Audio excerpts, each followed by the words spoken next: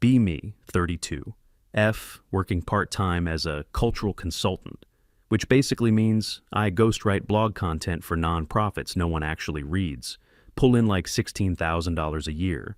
If I really grind husband, Mark is 35. He's an engineer for some aerospace company every time he explains his job. I mentally check out halfway through. All I know is he makes solid money, like casually grabbing organic stuff without checking prices. Kinda money, we live in a decent townhouse in a kinda rough area. I tell people it's because we wanted to stay grounded in the community. Reality is we got priced out of the nicer suburbs and this place had big windows and exposed beams. I do love Mark, I really do. But sometimes I look at him and all I see is like the embodiment of systemic patriarchy, quiet, reserved, always defaulting to logic over emotion. It's draining. I've basically taken it upon myself to help him unpack his privilege, try to guide him toward being more aware. He usually just nods and says, "Yeah, sure." While scrolling his phone, I choose to interpret that as growth. We've been married 7 years. Our roles are pretty established. I handle the emotional and intellectual direction of the household. He handles the practical stuff. A mortgage, bills, insurance, groceries, trips. It balances out because emotional labor is still labor. And I do a ton of it, like an exhausting amount. I'm constantly drained from carrying the mental weight of everything. Mark comes home, eats dinner, plays games for a bit, then knocks out. He has no idea what it's like to be aware of every injustice happening non-stop, cut to about 5 years ago. Find out I'm pregnant. Feelings are complicated on one side. Bringing a child into this collapsing world feels selfish. Late capitalism, climate issues, constant political chaos on the other side. My biological clock was ticking, and my feet kept pushing, soft neutral nursery aesthetics at me. Decide to go through with it. Mark is over the moon, like genuinely excited in that simple, straightforward guy. Way starts talking about teaching the kid baseball, someday looking up SUVs and dad cars. Meanwhile, I'm spiraling about what this means for my career. I tell him I'm worried about the motherhood penalty. He goes, "You work like 12 hours a week from home. You'll be okay." I cry for 2 hours straight because he invalidated my lived experience. He apologizes and buys me a fancy hairdryer. I accept the apology, pregnancy keeps moving. Find out it's a boy. Of course it's a boy. I wanted a girl so I could raise a strong, independent woman. Instead, I get handed the responsibility of raising a boy. Feels like a huge weight. Start reading every parenting book I can find, especially ones by non-binary authors. Mark buys a crib online and puts it together without complaining. I sit nearby in a chair explaining how rigid gender roles in parenting are harmful. He just tightens screws and asks where the Allen wrench is. He's not absorbing any of it. He never really does. Third trimester rolls around, we finally talk about names, just laying in bed staring at the ceiling. He goes, "I was thinking James, after my grandpa." I immediately tense up. James Carter sounds so basic, so conformist, so patriarchal. I sit upright, tell him I don't think the baby should have his last name. Room goes quiet. He turns his head like he didn't hear me. Right? What? I repeat it. Say I don't think it should default to the father's name. It's outdated, rooted in ownership. He just blinks at me. That's just how it works. It's family, I point out. I never even legally took his last name, only use it socially, so I don't have to explain things to his parents on paper. I'm still Emma Reed. I tell him I'm the one carrying the baby. My body is taking all the damage. I'm the one giving birth, breastfeeding, doing all of it. Why does he automatically get naming rights for contributing DNA? He looks exhausted. He's been working like crazy to build up savings for her. The baby says it's about legacy. About being one family. I snap back that my legacy matters too. The Reed name ends with me. If I don't pass it on, he's got siblings. His name isn't going anywhere. My dad only had daughters. That part's true. My dad is quiet, supportive, paid for my college, and never held it over me. I say I want to honor that, but honestly, I also want to make a point. Want it clear? I'm not just some vessel. Mark rubs his face, asks if we can just hyphenate it. Carter Reed. I immediately reject that. Hyphenated names are messy, and somehow the guy's name always ends up being the one people use. Anyway, I say I want the baby to just have my last name. Reed, full stop, he doesn't fight me. Right? then just reaches over and turns off the lamp, says we'll revisit it later. We never really revisit it. I just keep bringing it up, send him articles, send videos, breaking down the history of paternal naming traditions. I keep pushing it, becomes a slow grind, and I don't run out of energy for it. About 2 weeks before my due date, we're in the car. He finally gives in, gripping the wheel like he's giving up something big. Fine. If it matters that much, we'll use your name. I feel this rush of victory, like it's bigger than just me, like it's symbolic. I lean over and kiss his cheek, thank him for being willing to grow. He doesn't really react, just keeps driving straight ahead. Then the birth happens. Absolute nightmare, like 18 hours of labor. Mark is there the whole time, holding my hand, giving me ice chips. He looks completely out of his depth when the baby finally comes out. He just breaks down crying, never seen him cry like that before, not even close. He cuts the cord with shaky hands. Nurse comes in with a clipboard and forms. Mark takes the pen, stares at the last name section, just freezes for a second, his hand hovering over the paper. I'm laying there holding, the baby completely drained, sweaty. Still shaking, I look at him. Read, I whisper. He glances at me, then at the baby, then back at the form, finally writes it down. Read, just like that. It's official feel. This wave of pride hit me like I actually changed something, broke the pattern. My son isn't owned by tradition, he's mine. Not the system's fast forward 5 years. Jonah turns out to be a great kid, smart, gentle, easygoing looks, exactly like Mark, which honestly feels ironic. Jonah Reed has Mark's eyes, Mark's jaw, Mark's whole calm vibe. Sometimes it gets under my skin a little. I try getting him into creative stuff, painting, storytelling, emotional expression. He just stacks blocks into towers and knocks them over and over. Nature versus nurture is a joke. Mark's a solid dad, but there's distance there now. Ever since the name situation, something shifted. He never brought it up again, never complained, but the way he talks changed. He doesn't say my son anymore. It's always, how's Jonah? Or where's the kid?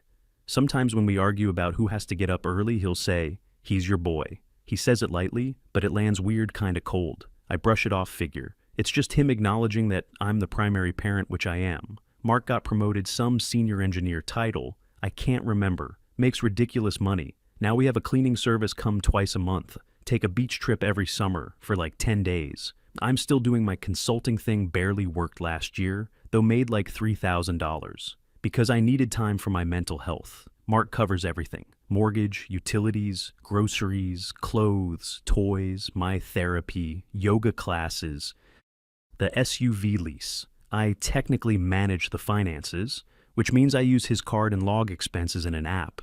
It works. I tell my friends we have a specialized arrangement.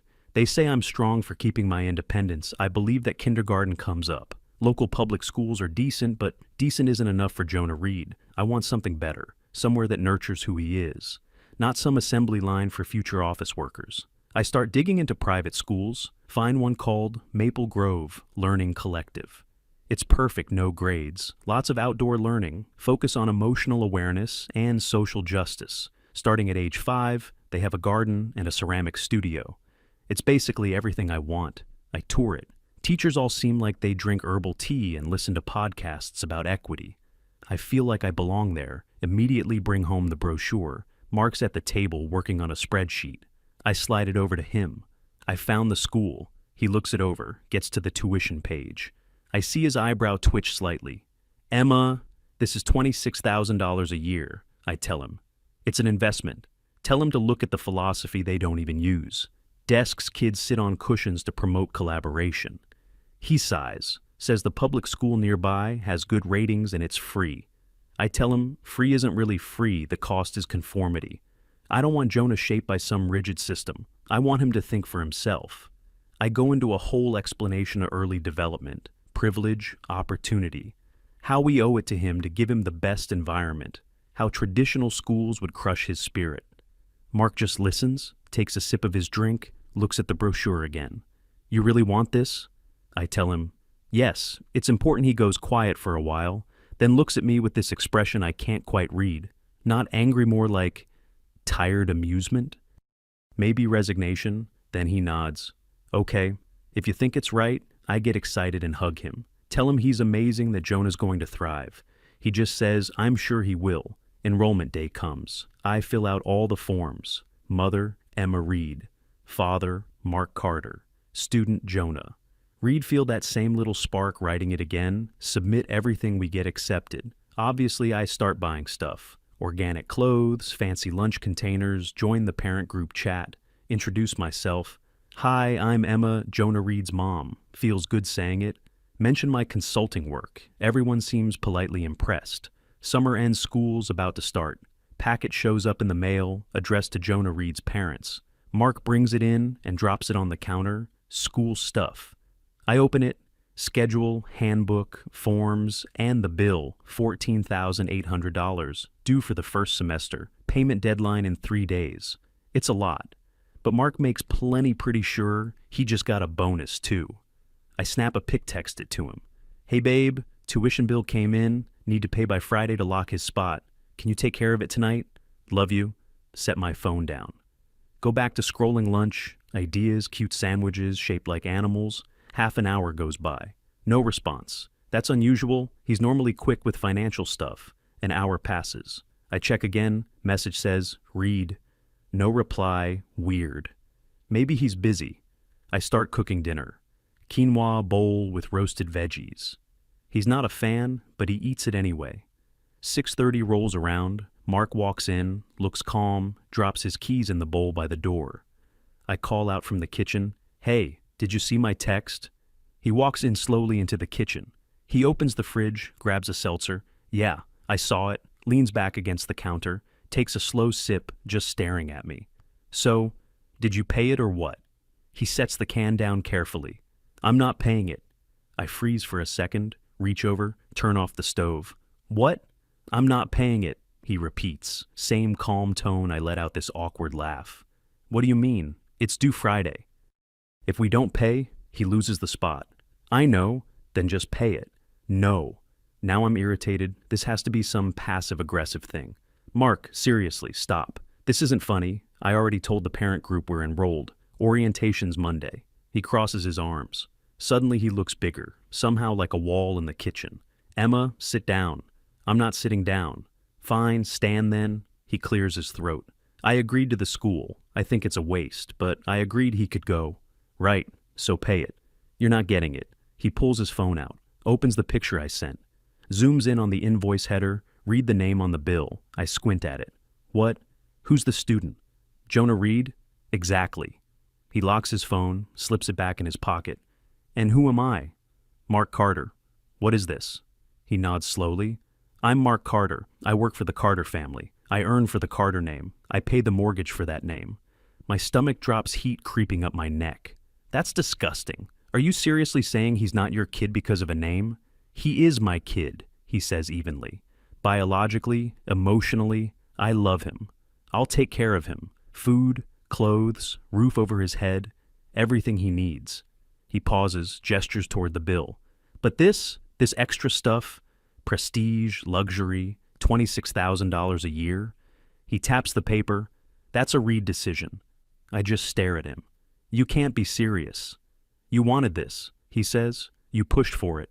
You said it was about your legacy, your dad's name, your lineage. He steps a little closer. Well, congratulations. He's a Reed. That's your legacy. His voice stays calm. And in real life, people fund their own legacy. I don't have $15,000, I snap. I know, he says. I checked. You've got like $380 in your account. So you're just going to let him lose his spot? Punish him? I'm not punishing him. Public school is free. He'll be fine. I went to public school. This is financial abuse. He lets out this dry, humorless laugh. No. Financial abuse would be cutting you off completely. I'm not doing that. I cover everything he needs, leans in slightly. This school is a want, and it's a want for a kid who doesn't carry my name. I'm shaking now, hands trembling. You're being petty. You've been holding this in for years. I didn't hold anything in. I accepted your choice. Now I'm making mine.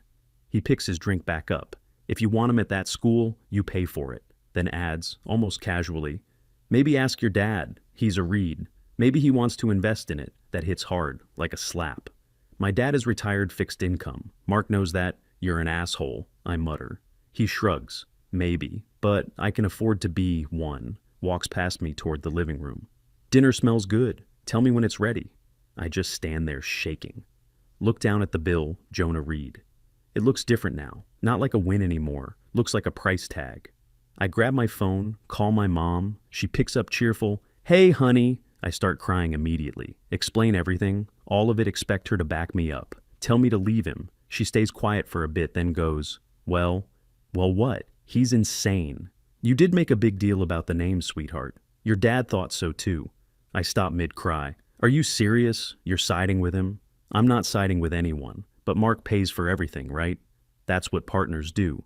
Yes, but you also made it clear the child was yours. You pushed him out of that role. My chest tightens. You can't reject his traditions and still expect him to fund yours. I just hang up, feel sick, like the ground isn't steady anymore. I walk into the living room. Mark's on the couch watching sports. Jonah's on the floor with Legos. Dad, look, I made a castle. Mark smiles, real smile, warm. That's awesome, buddy. Is it like a fortress? Yeah. Bad guys can't get in. He ruffles Jonah's hair. Nice work. I stand there watching. The connection is obvious. The love is real. But there's also a line now invisible, but solid. He'll protect him, but he won't build anything extra for him. That part's on me, and I've got nothing.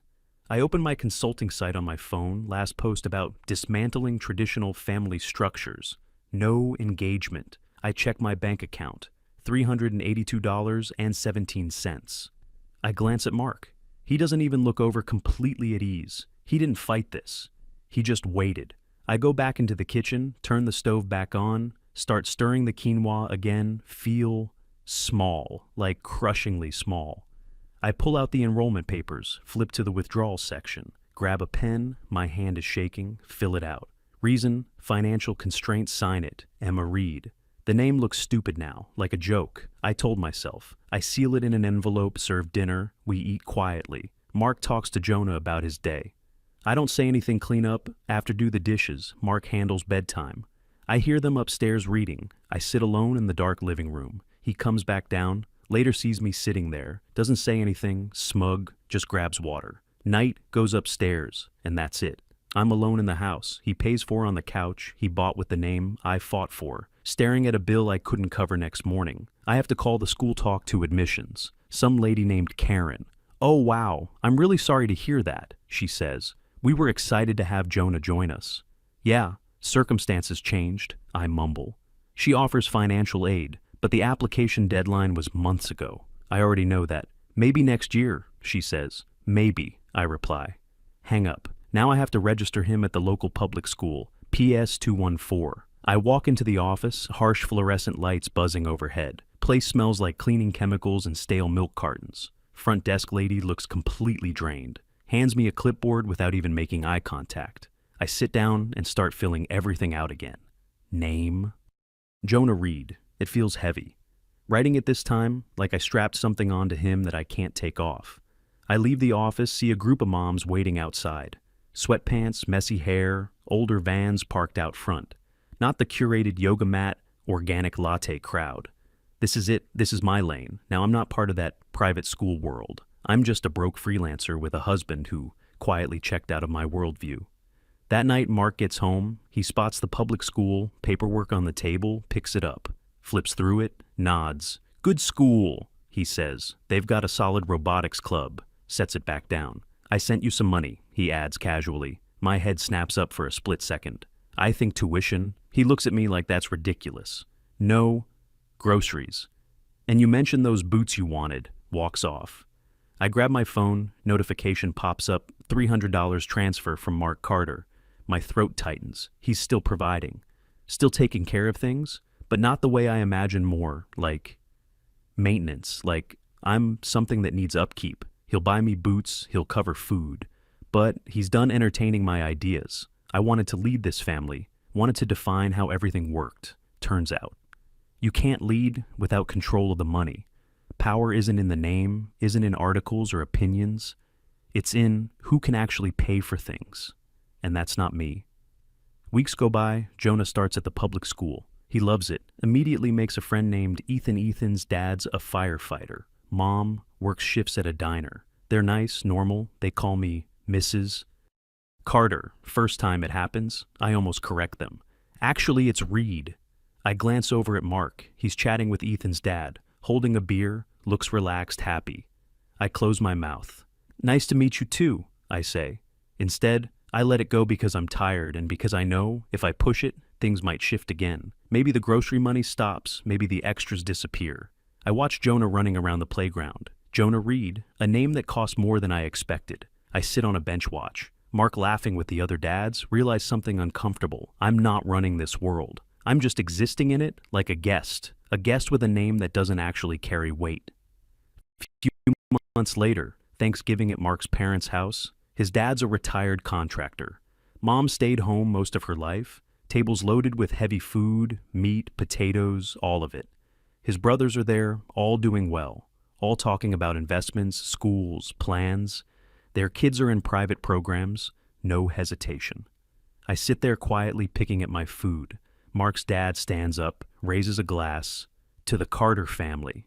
Everyone lifts their drinks. Mark does too. Then looks at me, doesn't say anything, just waits. I glance at Jonah. He's sipping juice, clueless. I slowly raise my glass. I don't say it, can't say it, but I drink anyway. Wine tastes off. Mark gives me a small look, almost like a smirk. Puts his hand on my knee. Not soft, not comforting, just there, grounding the moment. He owns this space, this house, this entire structure. I just have a last name on a document and a bank account that barely exists. I excuse myself. Go to the bathroom, stare at my reflection. See someone who thought she understood everything, but didn't understand how any of it actually worked. Fix my makeup, take a breath, go back out, smile, eat. Listen to them, talk about the future, a future I'm not contributing to. And, yeah, I need a real job.